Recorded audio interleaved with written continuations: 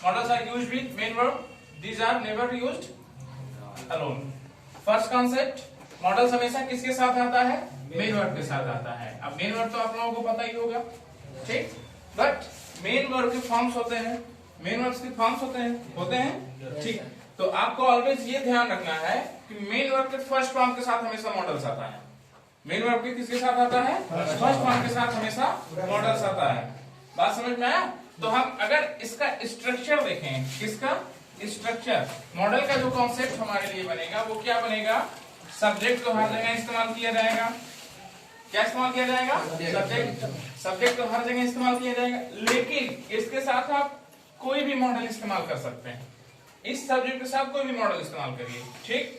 अब कोई भी मॉडल कहने का मतलब ये हो गया can could may might say should, mostly 10 होते हैं। मोस्टली कितने होते हैं? 10 होते हैं, ठीक? जो इंपॉर्टेंट मॉडल्स होते हैं, उसके बाद भी बहुत सारे होते हैं, ठीक? लेकिन आप मोस्टली कितने को पढ़ते हैं? 10 को पढ़ते हैं। उसमें से कौन सा है? कोई भी आप इसमें से इस्तेमाल कर सकते हैं। Can could may might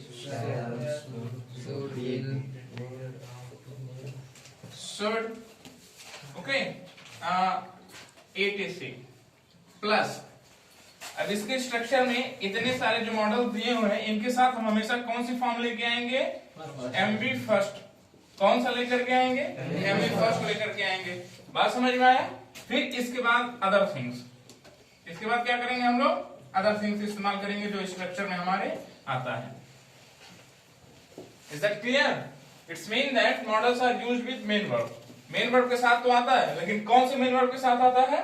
main verb के फर्स्ट फॉर्म के साथ, मेन वर्ब के फर्स्ट फॉर्म के साथ आता है, ओके? अकेले इसका कोई अस्तित्व नहीं है, अकेले इसका कोई अस्तित्व नहीं है, ठीक ना? कभी एग्जिस्ट नहीं कर सकता मॉडल अकेले अकेले, ठीक?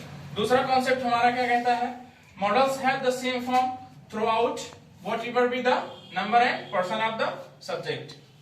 इसके ऊपर नंबर और पर्सन ऑफ द सब्जेक्ट, यानी कि सब्जेक्ट के नंबर और पर्सन का कोई फर्क नहीं पड़ता है।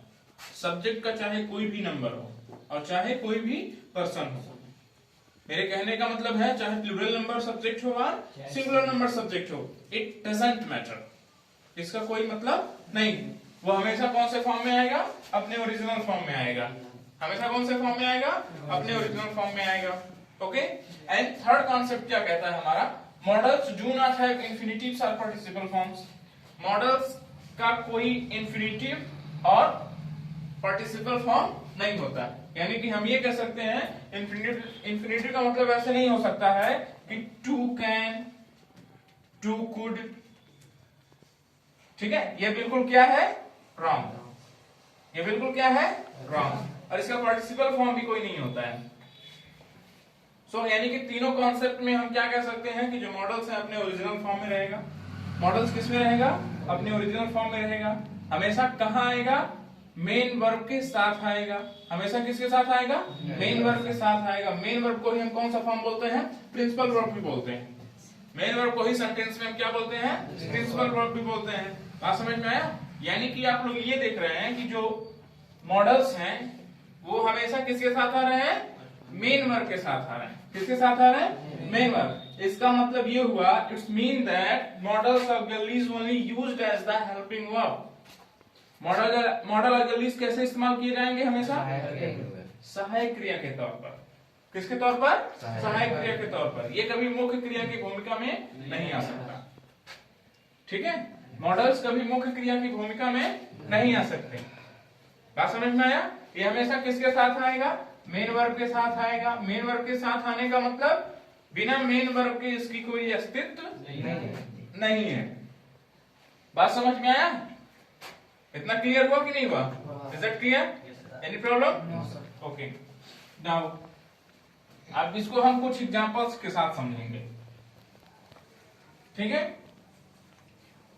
पहला एग्जांपल अगर हम लिख देते हैं you should, SHOULD, you should, ठीक?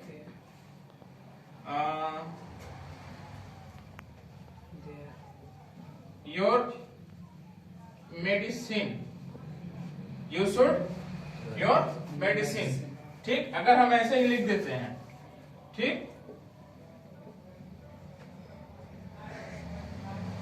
ओके, ये सेंटेंस बिल्कुल क्या हो जाएगा, रॉन्ग। सेंटेंस क्या हो जाएगा, रॉन्ग। क्यों रॉन्ग हो जाएगा, मेन वर्ब नहीं, बिकॉज इस सेंटेंस में मेन वर्ब नहीं है। इस सेंटेंस में क्या नहीं है, मेन वर्ब नहीं है। अब यू के साथ हम कुछ भी इस्तेमाल कर सकते हैं। यू के साथ हम क्या इस्तेमाल कर सकते हैं, कुछ भी इस्तेमाल कर सकते हैं। कुछ भी का मतलब ये हुआ कि केवल मॉडल ऑग्ज़िलरी से, मेरे कुछ भी कहने का मतलब यहाँ पे क्या है, मॉडल ऑग्ज़िलरी है। बात समझ में आया, यू कैन, ठीक, यू कुड, यानी कि किसी भी मॉडल ऑग्ज़िलरी में हम लोग इस्तेमाल कर सकते हैं। बस इतना समझिए, हमेशा मेन वर्ब का कौन सा फॉर्म आएगा, फर्स्ट फॉर्म आएगा। तो यहाँ पे अगर इसको सही करना हो तो हम क्या लिखेंगे, you should take your medicine, you should take your medicine. This is the correct sentence. और ये ऊपर वाला बिल्कुल गलत, बिकॉज इट है okay. Now second example, this is the second person and also it is plural number and also it is plural number, but हम लोग singular number का यूज करके देखते हैं, ठीक। She can speak English, she can speak English. इसके साथ हम ये भी लिख सकते हैं, she should speak English. Okay, she should speak English. लेकिन डिफरेंस है इन दोनों सेंटेंसेस में, क्या है डिफरेंस है। शी कैन स्पीक इंग्लिश, इसमें क्या शो हो रहा है, एबिलिटी।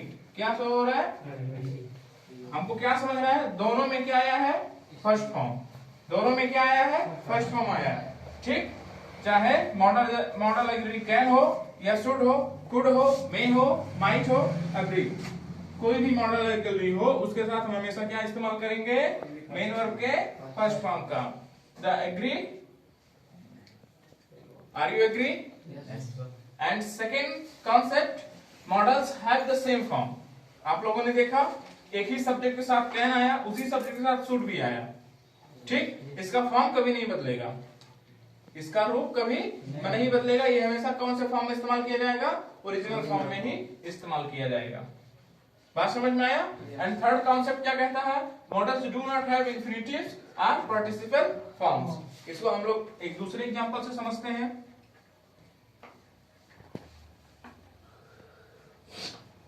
इंफिनिटिव का मतलब क्या होता है, आप लोग पहले भी पढ़ चुके हैं इसको। इंफिनिटिव मीन्स क्या होता है, to plus M B first, to plus M B first, ये इंफिनिटिव होता है।